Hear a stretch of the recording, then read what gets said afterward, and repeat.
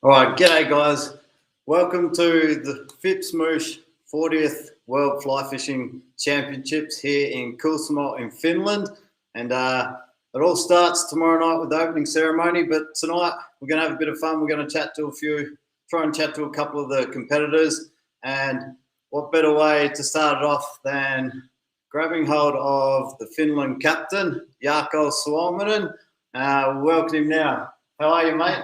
Thank you. I'm fine. How are you? Good, buddy. Now, there's a few questions that have come in that people have been All right. wanting to know. I'll just get this up. So we've got. How's your team going with the training and everything here? Oh, we've been doing very good. Thank you. We've been practicing here for quite some time now. We did some practicing in June before the closing period for the competitors begin, and of course we've been practicing a lot of years before this. Yeah. We've got a couple of questions we'll get through. We've got Stuart Sergio McCabe. He's asked how have you found the training and practice during the pandemic, and do you think do you think you've managed to fully prepare?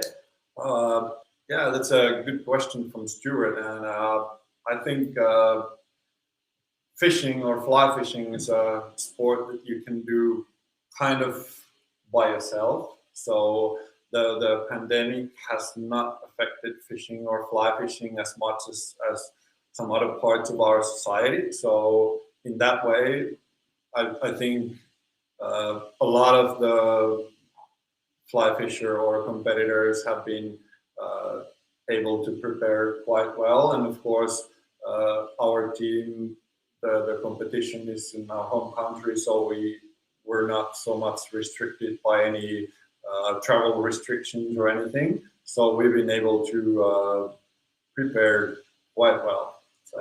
How's the pressure? Is there much pressure there being home country?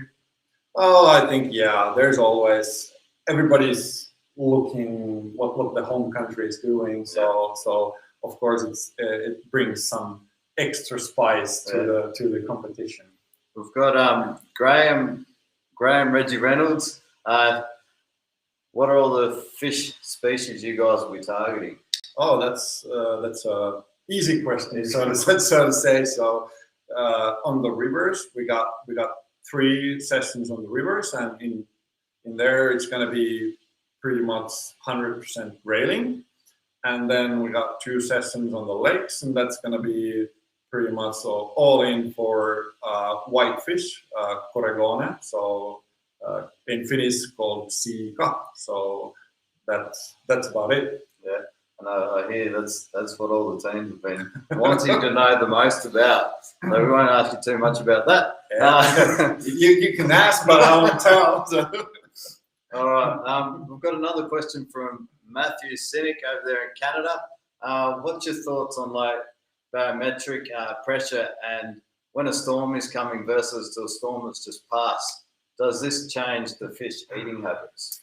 Of course it does. Yeah. But when you're fishing in a competition, you got a place and you got a time, and that's it.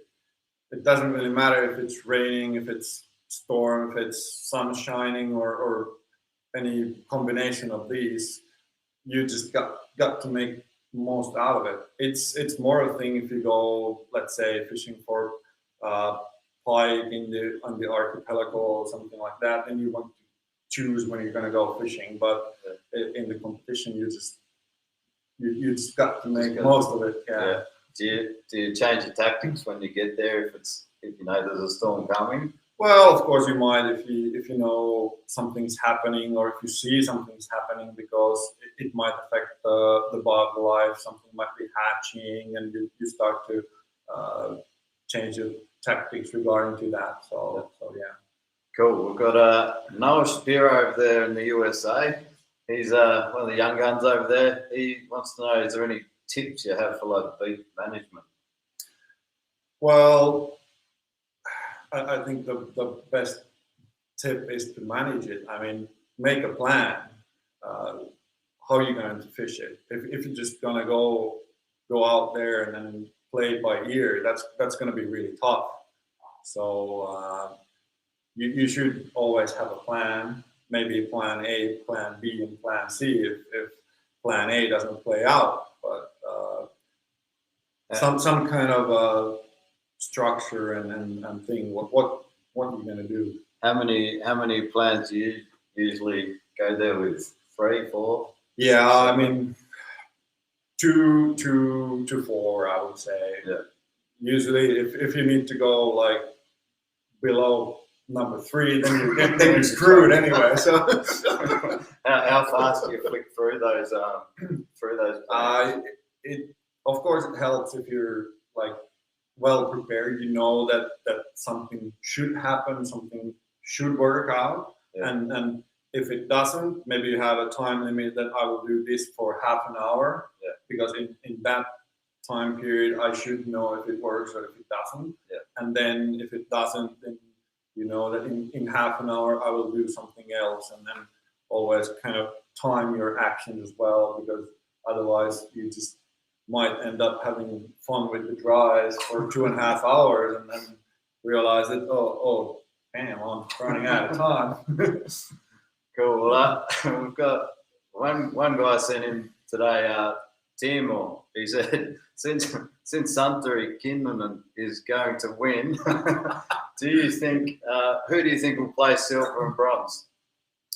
Oh, that's a tough question. There's a little bit of pre-assumption put in the question already, but that's really a tough question. I mean, could be anyone, I suppose. It could be anyone. I mean, it's not easy to predict even the team placings, and individual game is even more hard. So it could be anybody in the top team. So I will rather not answer the question. So that brings us to Olli Tuvenen's question. Who do you think will win that competition? Yeah, well, let's go with Teemu's answer. Teemu answered all his questions. So, but I mean, team-wise, I would say that the top teams that are kind of always there. The Spanish team, Czechs are always tough. France is always tough, and I hope that we're up there too. So something like that. Yeah, awesome, mate. Well, we know you're busy preparing. I want to say thank you so much for your time tonight, and thanks all you guys for watching. But we will be back at 9 o'clock finish time to speak to a couple of other competitors. So join us at 9 o'clock. Thanks for tuning in, and until then, we'll see you in an hour.